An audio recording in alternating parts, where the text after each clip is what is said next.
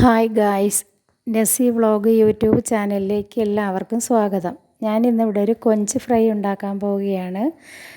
എൻ്റെ husband chicken വാങ്ങിക്കൊണ്ട് വരാം, ഫ്രൈ ചെയ്ത് കൊടുക്കാവോ എന്ന് ചോദിച്ച് പോയ ആൾ കൊഞ്ചും വാങ്ങിക്കൊണ്ട് വന്ന് ആ കൊഞ്ച് ഞാൻ വൃത്തിയാക്കി. കൊഞ്ച് വൃത്തിയാക്കുമ്പോൾ നമ്മൾ സൂക്ഷിക്കേണ്ടുന്നത് അതിനകത്തൊരു പച്ച ഞരമ്പുണ്ട്, അഴുക്ക്.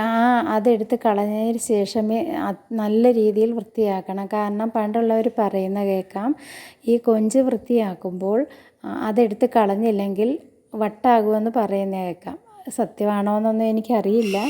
എങ്കിൽ പോലും അതെടുത്ത് കളഞ്ഞ് നന്നായിട്ട് കളഞ്ഞതിന് ശേഷം വേണം അത് തേച്ച് കഴുകേണ്ടുന്നത്. അങ്ങനെ ഞാൻ ആ കൊഞ്ച് കൊണ്ടുവന്നു വൃത്തിയാക്കുകയാണ്.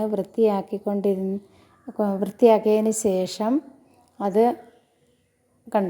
വൃത്തിയാക്കുന്ന കുറച്ച് ഒരു 1/2 കിലോയിൽ കൂടുതലുണ്ടായിരുന്നു. അത് എന്നിട്ട് ഉപ്പിട്ട് നന്നായിട്ട് തേച്ച് വൃത്തിയാക്കി കഴുകി എടുത്തതിന് ശേഷം കുറച്ച് കുരുമുളകും പെരുംജീരകവും കൂടി ഇടികല്ലിലിട്ട് ഇടിച്ച് അതിനകത്ത് കുറേ വെളുത്തുള്ളിയും ഇഞ്ചിയും കൂടെ ചേർത്ത് നന്നായിട്ട് ഇടിച്ച് മിക്സ് ചെയ്തതിന് ശേഷം അത് നമ്മുടെ വൃത്തിയാക്കി വെച്ചേക്കുന്ന കൊഞ്ചിനകത്തിടുക. കൊഞ്ചിനകത്തിട്ട് കൊഞ്ചിനകത്ത് ആ കുരുമുളക് പൊടിയും പെരുംജീരകപ്പൊടിയും ഇഞ്ചിയും വെളുത്തുള്ളി എല്ലാം ചതച്ചതിട്ട്, ആവശ്യത്തിന് മുളക് പൊടി, ആവശ്യത്തിന് മഞ്ഞൾപ്പൊടി, ആവശ്യത്തിന് ഗരം മസാലപ്പൊടി, ആവശ്യത്തിന് ഉപ്പ്, ഇത് 4 എണ്ണവും ഇട്ടതിന് ശേഷം നന്നായിട്ട് ഇളക്കി കൊടുക്കുക. നന്നായിട്ട് ഇളക്കി അത് മിക്സ് ചെയ്ത് എല്ലാ കൊഞ്ചിലും പിടിക്കത്തക്ക രീതിയിൽ മിക്സ് ചെയ്ത് നന്നായിട്ട് സ്പൂൺ വെച്ചൊന്നും ഇളക്കാതെ നമ്മുടെ ഞാൻ കൈ വെച്ചാണ് ഇളക്കുന്നത്. ആ കൈ വെച്ച് ഇളക്കി നന്നായിട്ട് ഇളക്കി കൊടുക്കുക. ആ ഇളക്കിയതിന് ശേഷം അത് ഒരു 15 മിനിറ്റോളം മാറ്റി വയ്ക്കണം. നന്നായിട്ട് ഇളക്കി ഒരു 15 മിനിറ്റോളം മാറ്റി വയ്ക്കണം. മാറ്റി വെച്ചതിന് ശേഷം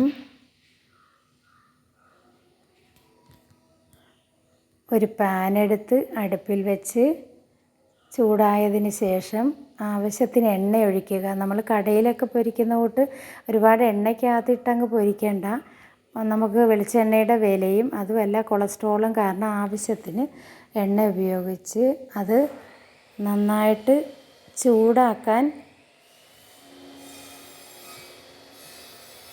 ചൂടായതിന് ശേഷം നമ്മുടെ പുരട്ടി വെച്ചേക്കുന്ന കൊഞ്ച് അതിനകത്തിട്ട് നല്ല രീതിയിൽ നിരത്തുക. കൂടിയിരിക്കാതെ ഒന്നിന് പുറത്ത് ഒന്നായിട്ടിരിക്കാതെ നല്ലതായിട്ട് നിരത്തി വെച്ച് കൊടുത്ത് എണ്ണയിൽ കിടന്ന് അത് പൊരിക്കുന്ന എന്തൊരു മണമാണെന്നറിയാമോ. ആ ഇഞ്ചിയും വെളുത്തുള്ളിയും പെരുംജീരകവും കുരുമുളകിൻ്റെയും കൂടെ ആ മണം കേട്ടാൽ നമുക്ക് നന്നായിട്ട് ചോറ് കഴിക്കാൻ പറ്റും. ആ മണം കേട്ട് കഴിഞ്ഞാൽ കൊതി വരും, വായിൽ കൂടെ വെള്ളം വരും. അത്രയ്ക്ക് നല്ല മണമാണ്. നിങ്ങളെല്ലാവരും ഇങ്ങനെ ആയിരിക്കും ചെയ്യുന്നത്. ഇങ്ങനെ ചെയ്യാത്തവരൊന്ന് ഇങ്ങനെ ചെയ്ത് നോക്കുക. ചെയ്തിട്ട് നിങ്ങളുടെ അഭിപ്രായം കമൻറ്റ് ചെയ്യുക. നല്ല രീതിയിൽ നിരത്തി ഒന്നിന് പുറത്ത് ഒന്നാകാതെ എല്ലാം നല്ല രീതിയിൽ നിരത്തി വെച്ച് കൊടുക്കുക.